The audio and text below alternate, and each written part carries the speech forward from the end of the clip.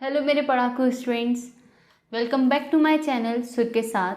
तो आज की वीडियो में हम डिस्कस करेंगे आपका इंग्लिश का पेपर जो भी आपने दिया है क्वार्टरली एग्ज़ाम्स में।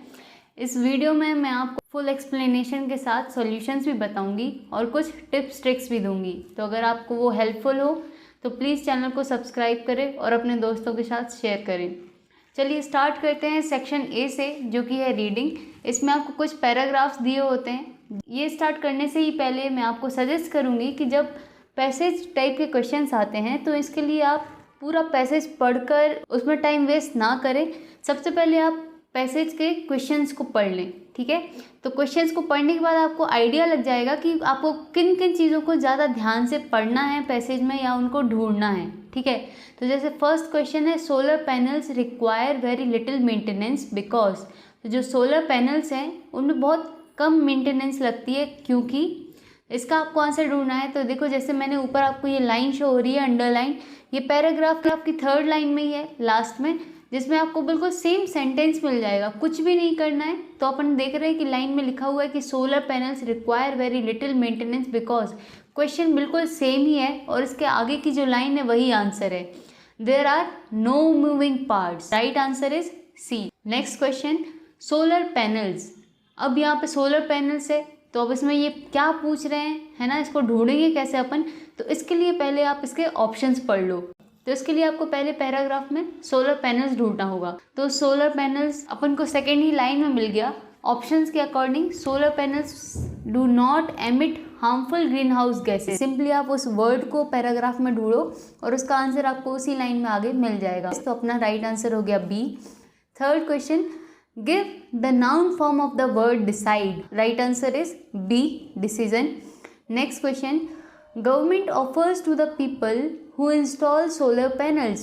तो गवर्नमेंट क्या चीज़ प्रोवाइड करती है, ऑफर करती है जो लोग अपने घर में या बिल्डिंग्स में सोलर पैनल्स लगाते हैं। इसके लिए आप पैराग्राफ के लास्ट लाइंस में देखो तो आपको मिल रही है वो line, the Indian government and many states offer tax benefits and other incentives. इसलिए सही आंसर क्या होगा, C, both A and B. Question number fifth, solar panels. Short question है, कुछ क्लियरली पूछा नहीं जा रहा है, तो आप उसके ऑप्शंस देखो, क्योंकि सेकंड क्वेश्चन भी सोलर पैनल्स था और फिफ्थ क्वेश्चन भी सोलर पैनल्स है। पैराग्राफ की लास्ट लाइन में ही, solar energy is a better option as it helps us to reduce our electricity bills.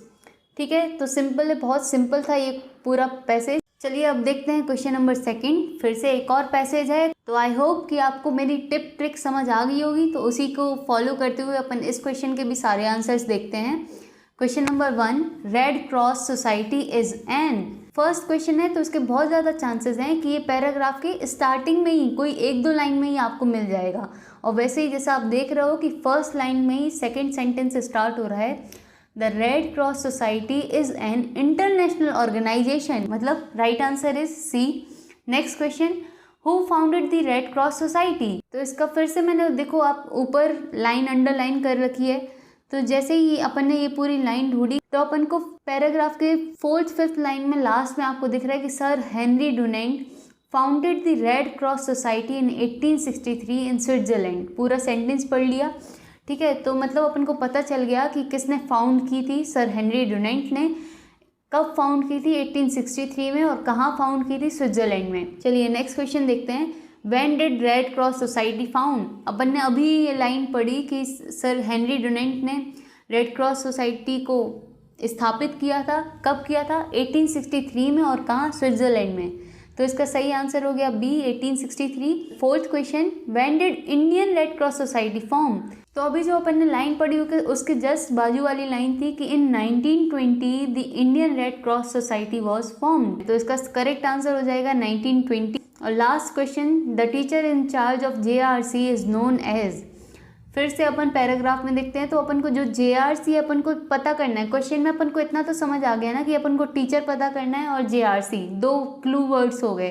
तो अपन ने पैराग्राफ में फिर देखा और अपन को नीचे से थर्ड लाइन में ही अपन को मिल गया कि the teacher in charge of JRC is called the counsellor. दो पैसेज को अपन ने इतनी जल्दी सॉल्व कर लिया। तो फिफ्थ का आंसर हो जाएगा सी, काउंसलर। चलिए अब बढ़ते हैं सेक्शन बी की तरफ, जो कि है राइटिंग। इसमें मोस्टली बच्चे अपने मार्क्स बहुत छोटी छोटी मिस्टेक्स करके कम कर लेते हैं। जैसे आपको क्वेश्चन पता है कि नोट मेकिंग आएगा, ठीक है, लेकिन आप उसके फॉर्मेट ध्यान से नहीं देखते हो कि उसको किस तरीके से लिखा जाना होता है, क्योंकि जो टीचर है वो फॉर्मेट देखकर आपने कितने अच्छे से आंसर को प्रेजेंट किया है उसको देखकर भी अच्छे मार्क्स दे देता है। सेक्शन बी में फर्स्ट क्वेश्चन था क्वेश्चन नंबर 3, जो कि नोट मेकिंग था। इस पर मैं एक वीडियो अलग से बनाऊंगी, डिटेल्ड वीडियो, जिसमें मैं आपको अच्छे से समझाऊंगी कि आप कैसे अपने आंसर को बहुत सुंदर प्रेजेंट कर सकते हो और उससे कैसे आप छोटी छोटी चीज़ों से अच्छे मार्क्स गेन कर सकते हो। चलिए नेक्स्ट आगे बढ़ते हैं। क्वेश्चन नंबर 4, तो आप मनस्वी श्रीवास्तव हो जो गवर्नमेंट हाई स्कूल छिंदवाड़ा में पढ़ती है। आपको एक एप्लीकेशन लिखना है स्कूल लिविंग सर्टिफिकेट, मतलब टीसी लेने के लिए, जिससे वो दूसरे स्कूल में एडमिशन ले सके। तो क्वेश्चन आप जितने अच्छे से समझोगे, जितने अच्छे से आप क्वेश्चन को पढ़ोगे, आपका आंसर उतना अच्छा बनेगा। तो यहाँ क्वेश्चन में ही आपको 3 चीज़ें दे दी गई हैं, तो जब आप क्वेश्चन ध्यान से नहीं पढ़ोगे तो आपका आंसर इन मेन चीज़ों को, जो इसमें जो आपको दी गई हैं, आप उन चीज़ों को फॉलो नहीं करोगे। और अगर आप अपने आंसर में इन क्वेश्चन को ही फॉलो नहीं करोगे तो फिर टीचर आपको मार्क्स कैसे देगा, ठीक है। तो आपकी 2 चीज़ें इंपॉर्टेंट होती हैं राइटिंग सेक्शन में। पहला होता है फॉर्मेट, जैसा आप स्क्रीन में देख पा रहे हो, एक साइड मैंने एक फॉर्मेट लगाया हुआ है एप्लीकेशन का और दूसरी साइड उसको फिल किया है क्वेश्चन के अकॉर्डिंग। तो फॉर्मेट में है to the principal name of school address, तो आपको क्वेश्चन में दिया हुआ है नेम ऑफ स्कूल एड्रेस, तो आपने स्टार्ट किया अपना application to the principal government high school Chhindwara MP। यहाँ आपको देखना है कि लाइन कैसे चेंज होती जा रही है। 2 के बाद नेक्स्ट लाइन द प्रिंसिपल, फिर next line government high school और फिर नेक्स्ट लाइन छिंदवाड़ा, ठीक है। उसके बाद आपको सब्जेक्ट लिखना है, जो कि आप अपने एप्लीकेशन में से लिख सकते हो, an application for school leaving certificate, ठीक है, ये हो गया। तो आपने देखा कि आपने फर्स्ट पार्ट कंप्लीट कर लिया है। फिर उसके बाद फिर आपने लाइन चेंज की है, रिस्पेक्टेड मैडम या सर। आपने बीच में सारा अपना बॉडी लिखा, मतलब सारी चीज़ें लिखी कि क्यों क्यों क्यों, कैसे कैसे आप क्लास में पढ़ते हो, आपको क्यों ट्रांसफ़र सर्टिफिकेट चाहिए, आप क्यों स्कूल छोड़ रहे हो, कि क्वेश्चन में दिया हुआ है कि आप दूसरे स्कूल में एडमिशन लेना चाह रहे हो, इसलिए आपको इस स्कूल से टीसी चाहिए, ठीक है। तो ये आपने लिख लिया, ये आप सब लिख लोगे अच्छे से। फिर अब एप्लीकेशन को ख़त्म करना है, तो वहाँ पर आप फिर से, जैसा आप अपन बचपन से लिखते आ रहे हैं, योर ओबीडियंट स्टूडेंट, है ना, तो वैसे ही आपने फिर लिखा नेम क्वेश्चन में दिया हुआ था, तो इसलिए आपने नेम में लिखा Manasvi Srivastava, class 10th, roll number लिख लिया, नेम ऑफ स्कूल लिख दिया। फिर से वो पूरा स्केल की सीध में चलता जा रहा है, ठीक है। तो यही छोटी छोटी चीज़ें होती है जो आपको अच्छे मार्क्स दिलवाती हैं। नेक्स्ट क्वेश्चन देखते हैं अब। You are Himansh. Write a letter to your friend congratulating him on his brilliant success in examination. You reside at A/34 निर्वाण अपार्टमेंट देवास। तो आप हिमांश हो, आपके घर का एड्रेस दिया हुआ है।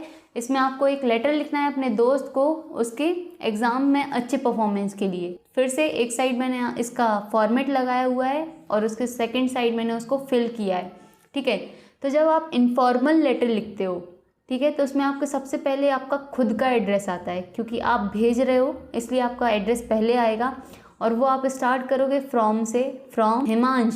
क्वेश्चन में नाम दिया हुआ है, अपना एड्रेस लिखना है, फिर उसके बाद डेट आएगी आपकी, और फिर आपको जिस भी फ्रेंड को अब यहाँ पर क्वेश्चन में आपको फ्रेंड का नेम नहीं दिया हुआ है, तो यहाँ पर अब आप मन से कुछ भी नाम लिख सकते हो अपने दोस्त का, कोई भी जो आपका जिगरी दोस्त हो उसका नाम लिख लो। 2, जैसे मैंने अपनी दोस्त का नाम लिख दिया गज़ल, ठीक है, 2 गज़ल, फिर उसका एड्रेस लिख दो। अब यहाँ पर एड्रेस में कोई फ़र्क नहीं पड़ता, बस ये होना चाहिए कि आप देवास का ना लिखो, ठीक है, क्योंकि देवास में आप खुद ही रह रहे हो। ये थोड़ा लॉजिक लगाओगे कि देवास में मैं खुद ही रह रहा हूँ, तो मैं अपने दोस्त को देवास में ही थोड़ी लेटर लिख कर दूँगा। अब फिर आप अपना पूरा लेटर लिखोगे बीच में कि मैंने अभी सुना है कि तुमने अच्छा एग्ज़ाम पास किया है, टॉप किया है, जो भी आप लिखते हो वो लिख दिया। अब इसको ख़त्म भी सिंपली, यहाँ भी देखो एक ही लाइन में चल रहा है, पूरा सीधा सीधा सीधा चल रहा है। Hope to hear from you, आशा करता हूँ कि तुम इसका आंसर दोगे। Your friend Himansh. Next question था क्वेश्चन नंबर 5, जो कि था आपको कुछ टॉपिक्स दिए हुए थे, इसमें आपको पैराग्राफ लिखना था। अब यहाँ पर इम्पॉर्टेंट है कि आपको कितने वर्ड्स में लिखना है। ये क्वेश्चन कितने मार्क्स के लिए था, तो ये क्वेश्चन था आपके 5 मार्क्स के लिए था और आपको इसमें 120 वर्ड्स यूज़ करने थे। एक तो ट्रिक है कि आपने इन 5 टॉपिक्स में से कोई एक को अच्छे से पढ़ा हो, याद किया हो, ठीक है, तो वो आप लिख लो। नहीं तो पेपर स्टार्ट होने के पहले ही आप 5 मिनट पहले पूरा पेपर देखो कि पेपर कैसा आया है, ठीक है। सिर्फ 5 से 10 मिनट आप पूरे पेपर को देखने में लगाओ, स्टार्टिंग से एंड तक उसको बस हल्की हल्की नज़रों से पढ़ लो, ठीक है। तो आपने देखा कि क्वेश्चन नंबर 5 जो है उसका फर्स्ट टॉपिक जो है इम्पोर्टेंस ऑफ ट्रीज़, वही क्वेश्चन नंबर 6 में रिपीट हो रहा है कि आपको इस पिक्चर के बेस पर एक पैराग्राफ लिखना है। यहाँ पर पैराग्राफ बोले गए हैं दोनों क्वेश्चन में, तो आपको पैराग्राफ ही लिखना है। ये नहीं करोगे आप कि आप आंसर पॉइंट्स में लिख दो, point number 1, point number 2, point number 3, नहीं, आपको पैराग्राफ ही लिखना है, ठीक है। तो यहाँ पे देखो आपको क्वेश्चन नंबर 5 का भी आपको मटेरियल सामने ही मिल गया है पेपर में, क्वेश्चन नंबर 6 की पिक्चर में, और क्वेश्चन नंबर 6 के लिए पिक्चर तो यूज़ करनी ही है, ठीक है। तो ये हो गया अपना सेक्शन बी कंप्लीट। अब आते हैं ग्रामर पे, जिसमें बहुत ज़्यादा लोगों को डर लगता है। Question number 7, fill in the blanks. यहाँ आपको खाली स्पेस ब्लैंक्स भरने थे, कोई 5, आपको 6 क्वेश्चंस दिए गए थे, इसमें आपको एनी 5 करना था। Question number 1, we fill in the blanks to follow the traffic rules. इसमें आपको ऑप्शंस दिए हुए हैं ऑट, शुड एंड मस्ट। अब सीधा चीज़ है, ग्रामर नहीं आती है नहीं आने दो, पर इतना तो पता होगा ना कि सिर्फ ऑट एक वर्ड है जिसके साथ टू लगता है, ठीक है, ऑट टू, पढ़ा भी होगा शायद कभी, तो यहाँ सीधा आंसर हो गया ऑट। लेकिन अब मैं बताती हूँ कि ऑट, शुड और मस्ट का यूज़ कहाँ होता है, ठीक है। तो जो should and ought have very similar meanings and can often replace each other. तो शुड और ऑट जो है उनका सेम मीनिंग होता है कि चाहिए, ऐसा करना चाहिए, ठीक है, और इसी कारण से ये दोनों एक दूसरे को रिप्लेस भी करते रहते हैं। लेकिन ऑट के साथ क्या कंडीशन है कि ought to when it is necessary और would be a good thing to perform the activity. तो ऑट का यूज़ जो होता है जब बहुत ज़्यादा ज़रूरत हो किसी चीज़ की, अपन बोलते हैं ना कि नहीं तुम्हें हेलमेट पहनना ही चाहिए, ये बहुत ज़्यादा ज़रूरी है, ठीक है, और would be a good thing to perform the activity, या ये ऐसा काम करना बहुत अच्छी चीज़ होगी, तुम्हारे खुद की सेफ्टी के लिए भी अच्छा होगा।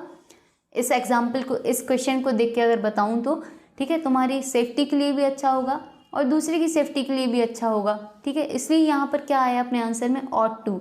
वहीं मस्ट कहाँ यूज़ होता है, what is necessary, give strong advice, orders to ourselves और अदर पीपल।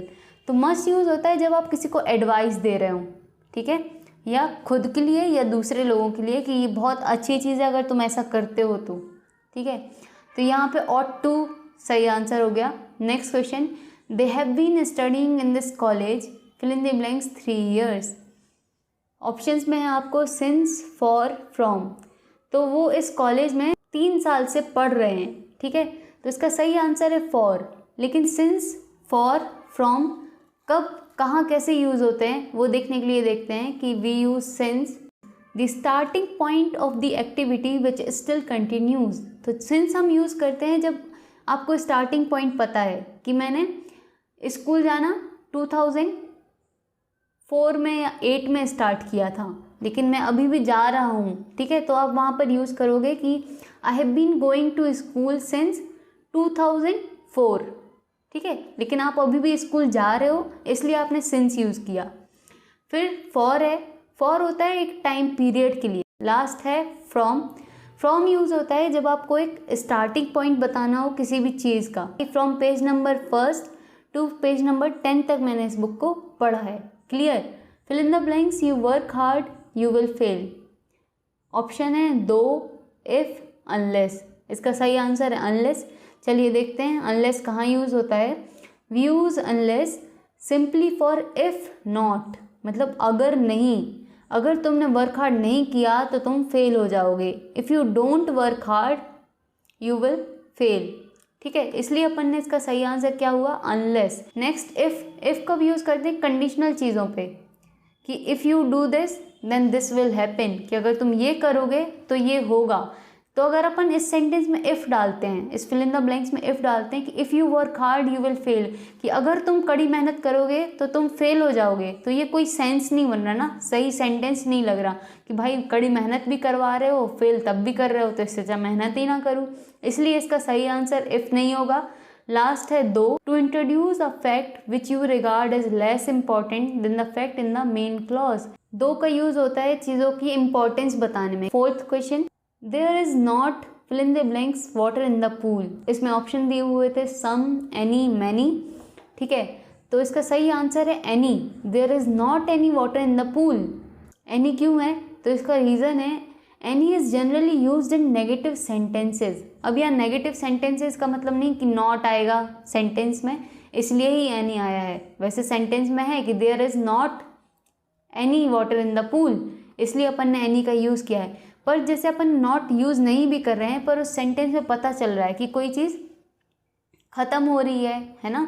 जैसे अभी दिवाली आ रही है तो तुम लोगों से मम्मी बोले कि अब मिठाई नहीं बची है या मिठाई कम है, तो नेगेटिव सेंटेंसेस में आप एनी यूज़ करते हो। सम का यूज़ होता है पॉजिटिव सेंटेंसेस में, ठीक है, कि there are some sweets left, ठीक है, कि कुछ मिठाइयाँ बची हुई हैं, तो तुम खुश हो जाओगे कि चलो मेरा तो काम हो गया। लास्ट ऑप्शन था इसके लिए मैनी। तो मैनी यूज़ होता है काउंटेबल नाउन्स के लिए, मतलब जिनको आप गिन सकते हो, ठीक है, कि एक मिठाई बाकी है या 2 मिठाई बाकी हैं या 3 मिठाई बाकी हैं, तब आपका आएगा मैनी। तो जो वाटर होता है वो उसको आप काउंट नहीं कर सकते हो ना, गिन नहीं सकते हो कि ये 1 पानी हुआ, ये 2 पानी हुआ, इसलिए मैनी पहले ही कैंसिल हो गया। क्लियर? चलिए अब लास्ट क्वेश्चन है, work hard fill in the blanks you will fail. इसका सही आंसर है or, work hard or you will fail, कड़ी मेहनत करो या तुम फेल हो जाओगे, ठीक है। तो इसके ऑप्शंस जो थे बट एंड और, तो बट देखते हैं। बट यूज़ होता है for things that are different और अपोजिट, तो उन चीज़ों के लिए यूज़ होता है जो अलग अलग हो, ठीक है, या एक दूसरे से अपोजिट हो। For example I like apples but not bananas, मुझे एप्पल्स पसंद हैं लेकिन बनानास नहीं, केले नहीं। एंड यूज़ होता है मीन्स ऑल्सो, मतलब कि मुझे सेब तो पसंद है, I like apples and bananas, और साथ में मुझे बनानास भी पसंद है, तब आप एंड यूज़ करते हो।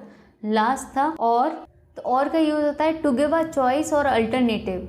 जब आप कोई चॉइस दे रहे हो कि तुम बताओ चाय पियोगे या कॉफ़ी पियोगे, या यहाँ पर आप चॉइस दे रहे हो ना, 2 चीज़ों को पूछ रहे हो या 2 चीज़ उसके सामने रख रहे हो कि इन दोनों में से आप क्या लोगे, तब आप और का यूज़ करते हैं। 6th question, the Ganga is fill in the blanks sacred river. अब यहाँ कई बच्चों ने मिस्टेक्स की है कि गंगा जो है उसका पता है कि हाँ दा यूज़ होता है ऐसी चीज़ों के साथ जो सिर्फ एक हो, तो उन्होंने फिर से इसके बाद भी दा लगा दिया, लेकिन इसका सही आंसर है ए। क्यों? ए का यूज़ कहाँ होता है? बिफोर कॉन्सोनेंट्स, मतलब वॉल्स को छोड़कर जो लेटर्स बचते हैं ABCD में वो कॉन्सोनेंट्स कहलाते हैं, और उन्हीं लेटर्स के आगे क्या लगता है? ए। तो जैसा आप सेंटेंस में देख रहे हो, फिल इन द ब्लैंक्स के बाद जो फर्स्ट वर्ड है सेक्रेड, सेक्रेड में फर्स्ट लेटर है S. Question number 8, do as directed any 5। इसमें आपको कोई 5 करने थे, जैसा जैसा इसमें आपको डायरेक्शन दिया है ब्रैकेट्स में। फर्स्ट था she cut her finger, change into interrogative. Interrogative का मतलब क्या होता है कि आपको सेंटेंस को क्वेश्चन में चेंज करना है, तो इसलिए आपको ज़रूरी है कि जो आपका क्वेश्चन है, जो आपका सेंटेंस बनेगा, उसके लास्ट में आप क्वेश्चन मार्क जरूर ऐड करो। क्वेश्चन है वो स्टार्ट होगा डिड से, did she cut her finger, क्या उसने अपनी उंगली काट ली है। Next, he did not go to school, full stop, he was ill, full stop. इस सेंटेंस को आपको चेंज करना है, combine the sentence using because. बहुत ईजी था, सिंपली आपको ये स्कूल के बाद का फुल स्टॉप हटा के आप बीच में बिकॉज लिख देना था। He did not go to school because he was ill. Third, Jim will take coffee. इस सेंटेंस को आपको चेंज करना था प्रेजेंट परफेक्ट टेंस में। प्रेजेंट परफेक्ट टेंस का फॉर्मूला क्या होता है? वर्ब के पहले आपको हैव या हैज़ यूज़ करना होता है, और जो वर्ब होती है वो ईडी फॉर्म में होती है। जैसे कुक है तो उसमें कुकड हो जाएगा, ठीक है, या फिर डी या टी ऐड हो जाएगा उसके लास्ट में। तो यहाँ पे आपका सेंटेंस था जिम विल टेक कॉफ़ी, तो यहाँ वर्ब टेक के पहले क्या लगेगा? हैज़। क्यों? क्योंकि जिम सिंगुलर है, इसलिए यहाँ हैज़ यूज हो जाएगा। Jim has taken the coffee, यहाँ वर्ब का पास्ट पार्टिसिपल फॉर्म यूज हो गया, टेक का टेकन हो गया। Next question, he is too ill to go to office, मतलब वह बहुत बीमार है ऑफिस जाने के लिए। इस सेंटेंस को आपको फिर से लिखना था सो दैट का यूज़ करके, तो इसमें अपन ने आंसर में लिखा he is so ill that he can not go to office. Next question, call the boy full stop, the boy is sitting on the table, combine the sentence using who. तो इसका answer होगा call the boy, उस लड़के को बुलाओ, who is sitting on the table, जो कि table पर बैठा है। हु यूज करोगे तो आप द बॉय नहीं आएगा। Next, they are making toys, मतलब वो खिलौने बना रहे हैं। इस सेंटेंस को आपको पैसिव वॉइस में चेंज करना था। इसका सही आंसर होगा toys are made by them. Passive voice क्या कहलाता है? जिसमें वर्ब के बाद सब्जेक्ट आता है। Section D text books. Question number 9, आपको एक सही ऑप्शन चूज करना था। Question number 1, what did Lencho think of the post office employees? Lencho post office employees को क्या समझा था? तो उसने बंच ऑफ क्रूक्स बोला था। Next question, what does ice symbolise in the poem fire and ice? Fire and ice poem में ice क्या सिंबलाइज करता है? तो उसका सही आंसर होगा हेट्रेड। आइस सिंबलाइज करता था उस पोएम में हेट्रेड, नफरत को। Third question, according to Nelson Mandela what is a country's greatest wealth? तो किसी भी देश का सबसे बड़ी पूंजी क्या होगी? उस देश के लोग होंगे, इसलिए इसका सही आंसर था B, it's people. Next question, what was the young seagull afraid of? छोटा जो सीगल था उसको किस चीज़ का डर था? फ्लाइंग का। Next question number 10, read the following extracts from the prose and answer the questions given below. अब आपको ये प्रोज पढ़ना था पूरा, और फिर इस प्रोज को पढ़ने के बाद आपको क्वेश्चन आंसर्स बताने थे। तो प्रोज पढ़ने के बाद क्वेश्चन फर्स्ट था, from which lessons has this text been taken? किस लेसन से ये टेक्स्ट लिया गया है? इसका आंसर था Nelson Mandela, long walk to freedom, option C. Next question, in the above text I refers to, ये लेसन किसने लिखा था? तो यहाँ पर आई कौन है? Nelson Mandela, option C is right again. Question number 3, the ceremony took place in, ceremony कहाँ हो रही है? इनॉग्रेशन कहाँ हो रहा है? ऑप्शन ए प्रेटोरिया में। क्वेश्चन नंबर 10 का बी पार्ट, इसमें आपको एक पोएम की लाइन दी हुई है, इन लाइंस को पढ़ के आप बताना था कि ये किस पोएम से है। Question number 1, from which poem the above lines have been taken? इसका सही आंसर था a tiger in the zoo, C. Question number 2, what does he stare at? इसका सही आंसर था C, stars. And which of the following is opposite of the word brilliant? ठीक है, brilliant का opposite क्या था? इसका सही आंसर था डल, सी ऑप्शन। आई होप कि आपको सेक्शन ए, बी और सी में जो मैंने ट्रिक्स और सॉल्यूशन समझाए हैं वो आपको हेल्पफुल रहे हों। चलिए अब आते हैं क्वेश्चन आंसर्स पे। Question number 11, answer the following questions in about 30 words. 2 marks के क्वेश्चन से 11, 12 और 13। क्वेश्चन नंबर 14, 15 और 16 ये 3 मार्क्स के लिए था, तो इनकी थोड़ा लेंथ आपको बढ़ानी थी आंसर्स में। आई होप कि मैंने जो आपको टिप्स और ट्रिक्स बताई हैं सेक्शन ए, बी और सी को सॉल्व करने के लिए, वो आपके लिए हेल्पफुल रही हूँ। अगर आपको ये वीडियो पसंद आया हो तो प्लीज़ चैनल को सब्सक्राइब करें और दोस्तों के साथ शेयर करें सुर के साथ। Thank you.